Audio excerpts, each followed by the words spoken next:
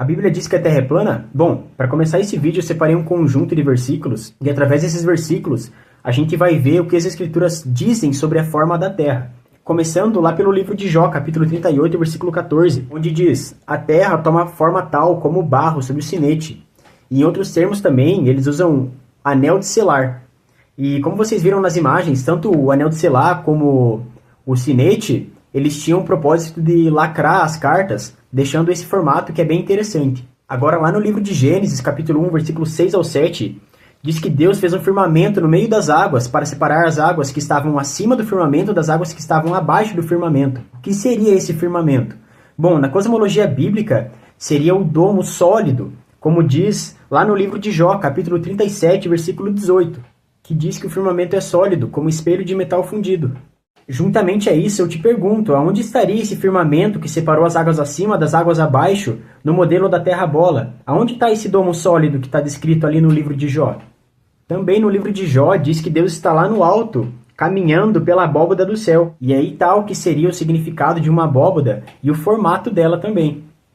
E novamente encontramos esse termo lá no livro de Amós, que diz: ele constrói suas câmeras altas e firma a abóbada do céu sobre a terra. E novamente eu te pergunto, onde está essa abóbada no modelo da Terra-bola? Onde está esse domo, esse firmamento? Aonde ficariam essas águas acima?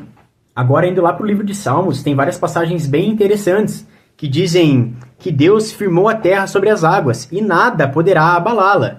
Ué, mas a terra está firmada ou ela está vagando no espaço? Bom, aonde fica aquele discurso da ciência que a gente vê todo ano por aí, que virá um meteoro e que vai acabar com a Terra e que a Terra está em perigo? Bom, eu particularmente não acredito nesse discurso, pois lá no livro de Eclesiastes já dizia: gerações nascem e gerações morrem, mas a Terra permanece sempre do mesmo jeito. Outro questionamento que eu faço está lá no livro de Apocalipse, capítulo 1, versículo 7, que diz que ele vem nas nuvens e todo olho o verá. Aí eu fico pensando, como que isso funcionaria no modelo da Terra-bola?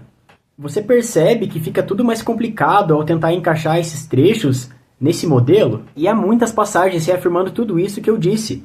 Como, por exemplo, lá no livro de Salmos 19, que cita novamente o firmamento, Salmo 148, versículo 4, relatando mais uma vez que há águas acima do firmamento. Lá no livro de Ezequiel também, novamente falando sobre a visão do próprio Ezequiel, sobre o firmamento, sobre essa cúpula, sobre a abóboda. Então essa abóboda, essa cúpula seria o próprio firmamento, que está acima dos céus que nós conhecemos, né?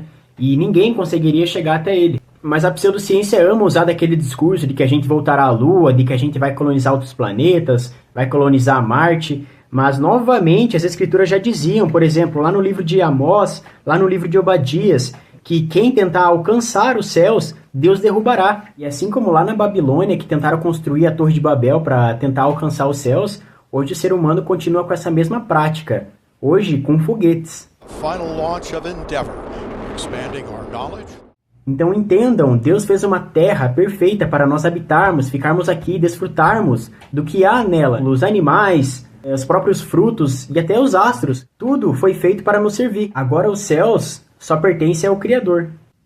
Então não, a Bíblia não dá, na verdade, uma evidência sequer de que Deus criou essa bola perdida, rodopiando no espaço, vagando rumo ao nada, e a gente sem propósito nenhum, porque, né, eles dizem que a gente é um grão de areia no meio desse universo. Então, diante de todo esse modelo, esse discurso que a gente não tem propósito, que a gente é insignificante, inevitavelmente eu acabava me sentindo assim.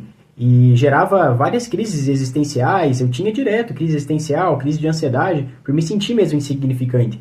Mas depois de ter esse conhecimento sobre a cosmologia bíblica, a verdadeira criação, que está descrita em vários trechos da Bíblia, como eu citei, eu perdi toda essa insignificância. Hoje eu sei que eu tenho um propósito nessa terra e que a verdade não é o que a ciência diz hoje em dia. Eles chamam de ciência, dessa pseudociência mesmo. E lendo as escrituras, eu acabei despertando para isso, sabe? Eu acabei tendo o real significado, o real conhecimento da criação. E acabei me livrando de todo esse discurso, de toda essa ilusão, dessa fantasia.